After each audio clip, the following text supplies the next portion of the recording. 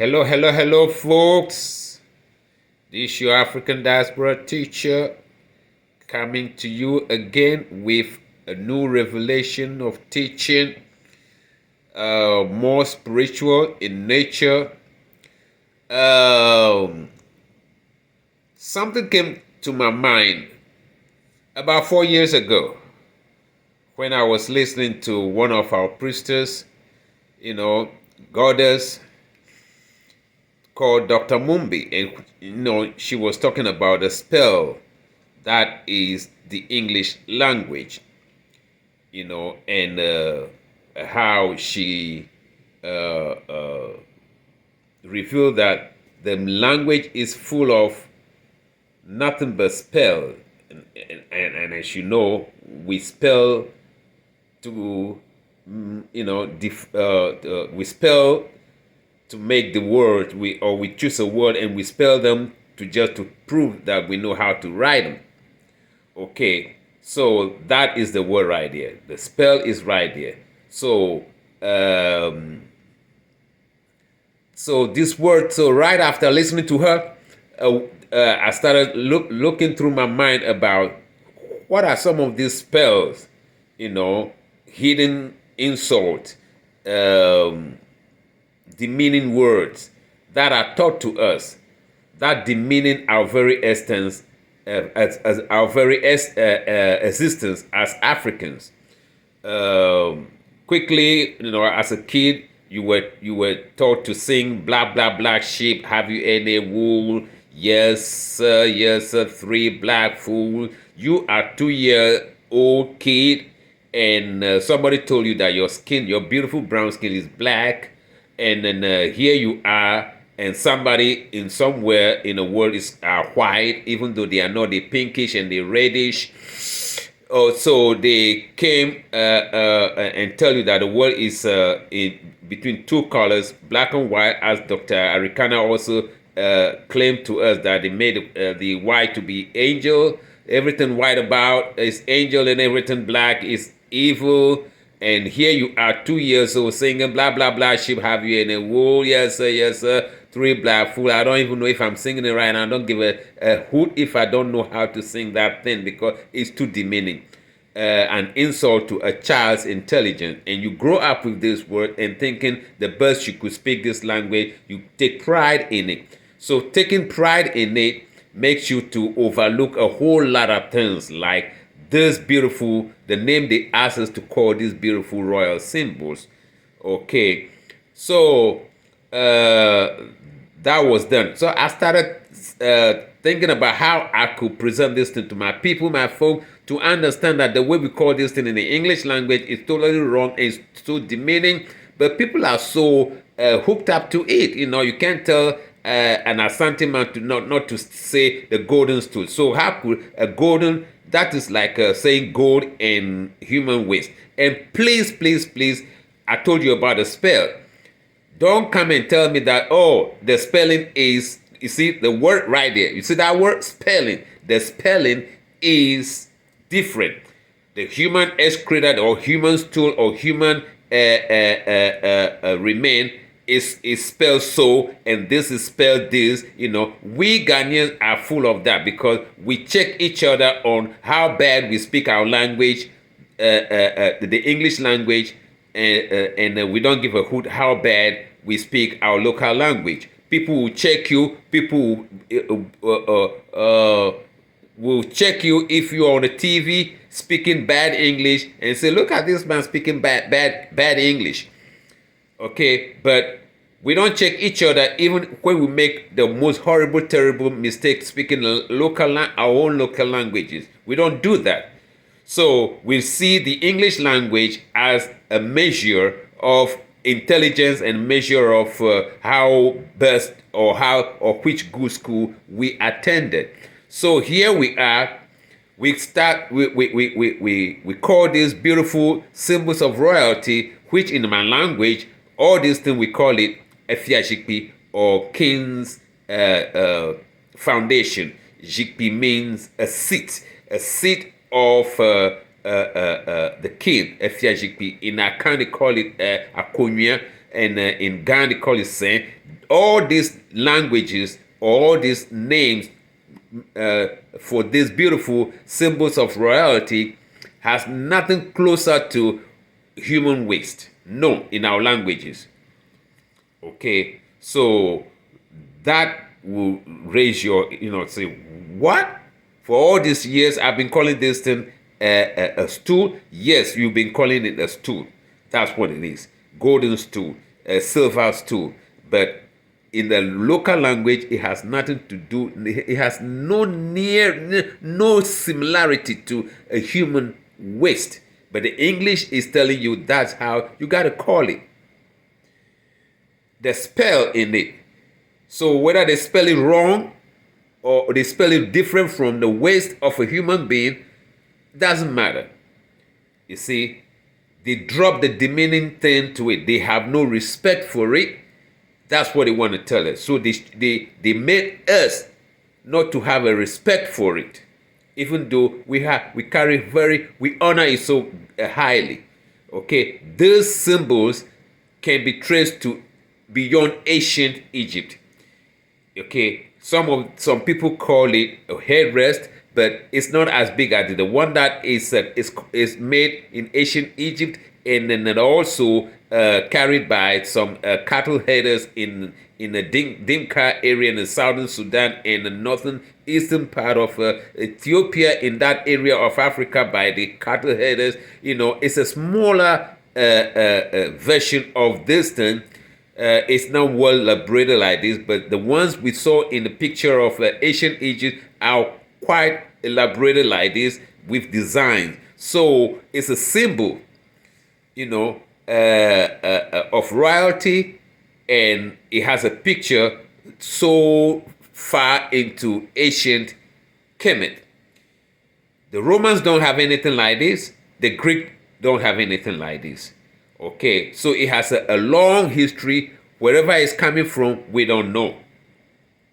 So until Maame Grace, who also came and then shared some light on the topic, then I said, okay, this is the time for me to bring my own explanation, because I was toying with the idea that if I bring this explanation to my people, they're not gonna get it, because it's like they will say, where do you get this information from? Because especially in the Ghanaian society, whatever you don't back it up, whatever you say and you don't back it up with a Bible quotation, the people don't want to buy it.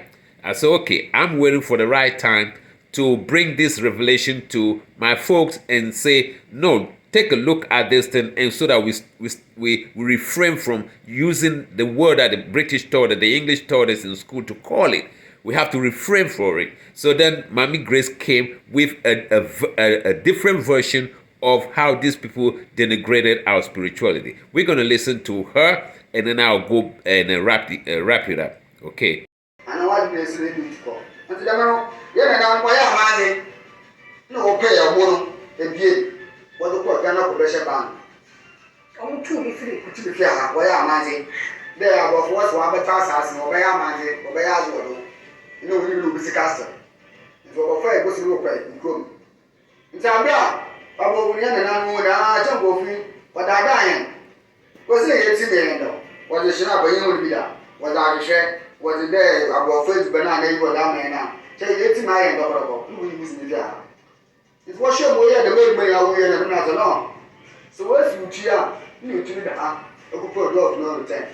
It was you too hard and I tell you. If I say the other is one, I'm on some way to one kind of back or bear. I don't know whether you are happy. Not able to make business here. I know what she had and I'm moving, comfortably. I said, what way? Worry. No other person for the commercial bank or the only free. I know what happened. Papa, more I said, me a video be. And I'm a little castle and we sound say, Mumbisa, baby, Sabio, Sabi, public toilet is CB, a Mumbisa, they are near walk, and Sana Brofuno, almost see public toilet, and the Gusso. Secret maybe, and a papa a review, or no willy, or say, I hire you dinner, Anyway, these people intentionally made the people poo here so that energy now oma tango ane the pokra na honhom no ha na honhom ni tia de kan. So almost send that man for said the toilet in the so no man to honhom no e free what this and I want to show you. Okay, now we all heard that. What she, part of it was in a local language, and a part was in English, but I'll just, rephrase the whole thing again. So what she was saying to back up my revelation that came to me 4 years ago is that our spiritual shrines, or our place of worshiping, our holy places, when these people came, they identified those places, and then when they Christianized some of our people, they used those people to destroy these shrines, these places of worship, and guess what they did in the replacement of those places of worship? They constructed public toilet to denigrate the spirit of our ancestors. Public toilet, so that we make the place very unholy. The smell alone, smells are, you can use there are bad smell and sweet smell for therapy, aromatherapy. When you want to go under some therapy, they use some beautiful scented things just to calm you down. That is your soul. Within your soul will become so calm down when the area or the environment is so beautifully scented. Okay, when the environment is badly scented, you feel uncomfortable. That means the spirit within you will not feel comfortable. What is spirit? What is holiness? It's a spirit energy. African spiritualism is holiness. It's spirits are, energies are just as the spirit within our body. Those are the energies. What are the energies? Your ancestors' energy. Combined in a place, thousands of ancestors combined in a place where it's peaceful and so serene, quiet. And that's where they are. So when you go over there, you call upon them, or you demand them of something, they can do it for you, for the benefit of humanity. That is what spiritualism is. That's all it is. So when the area is funky, smelling bad, they will not be there to listen to you. You yourself, you can't go to a toilet and say you pray. Nobody can pray near a toilet. You won't last. You will not last 5 minutes when the area where you say you're praying, you will not concentrate. It can't even concentrate when the area you are praying is smelling, is funky. You can't. So if you can, then the spirit, the God, whatever you want to call it, the Most High, whoever you pray into in that environment which is emitting bad odor, God is not there, and you yourself, you're not going to feel comfortable hanging on there to pray. You see, so when I wanted to do this, reveal this thing to us about the name that these British people, through our school, through the church, through our textbook, have made us to forced upon us to call our symbols of royalty. I said no, I got to bring it down. But the right time is now, so that now we can have a comparison. So that we can have this comparison and say, if they could force us to build public toilet on the site of our holy places, then it is true that they force us to put this name upon our symbols of throne or symbol of royalty. God, they told us in the Holy Bible, God lives in heaven and he sits on a throne. Europeans have throne a foolish man, an evil incarnate human being like a leopard, a pedophile, and an animal, a demonic animal, sit on a throne with 500,000 people at the time. He was messing out, killing our people in the Congo. 500,000. That's the population of the Congo, the population of Belgium in 1800. Okay, compared to big kingdoms like the Congo Kingdom, the Dahomey Kingdom, the Asante Kingdom, the Yoruba, and all the allied places in Africa, huge number of people, but they sit on what? A stool. And again, it's only in Ghana. Let me wrap it up quick. It's only in Ghana where this name is given to symbols of royalty. They are not in Nigeria. If you cross the border into Togo, they don't call it like that, like a stool. They don't. Their fiajikpi is fiajikpi. A seat of government is called a fiajikpi. The seat of a king. A king's seat is fiajikpi or akonya. In the Ever is fia. Jikpi fia, it means king, and jikpi is a seat. So it's the king's foundation, the king's authority. So when we say the seat of government, we're talking about the foundation of where all the government decisions are made. So this is a symbol. So that's what we call it jikpi. Jikpi. The Ghanaians call it saint, jikpi, or akonya in Akan. It has nothing close to human remains, or human stool. It has nothing in our language. There's no correlation between jikpi, akonya, saint, and what you drop out of your derriere. Okay? No. But this man came and said, only in Ghana, the southern part, that all these symbols, and the same symbol is in Cote d'Ivoire, Togo, Benin, maybe a certain part of Nigeria as well. In Nigeria, they call this throne. Their king sit on a throne. In South Africa, throne. It's only in Ghana, the symbol of royalty is called shit. Yes, what it is, shit. And we say we went to school and we could not make the correlation because you know what? We pride ourselves in speaking this language that we measure it as a measurement of good education. So we could not, say, oh, the British taught us something wrong. We could not question it. We couldn't, and say, no, this is not right. How could I call the symbol of my royalty shit, stool? Oh, so then somebody will say, no. I've been to Yale and came back. I've been to Oxford and came back. Oh, the spelling is S-T-O-O-L-E, and this is the... No, the language is the same. The sound is the same. Forget about the spell in the spelling. Forget it, Mr. Oxford. Forget it, Mr. Legon. Forget it, Mr. University of Ibadan. Forget it, Mr. University of Lagos. UST. The Nigerians are not part of this. So the University of Ibadan, no. Ghanaian who went to Oxford, who went to Yale, and still came back and could not make the correlation between, your symbol of royalty and the demeaning word that the British has forced us to call it.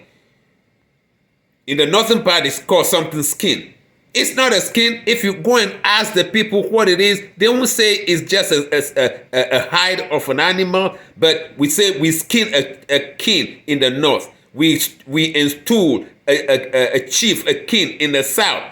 What is installment? When their kings in Europe, in a small population, they ascend to a throne.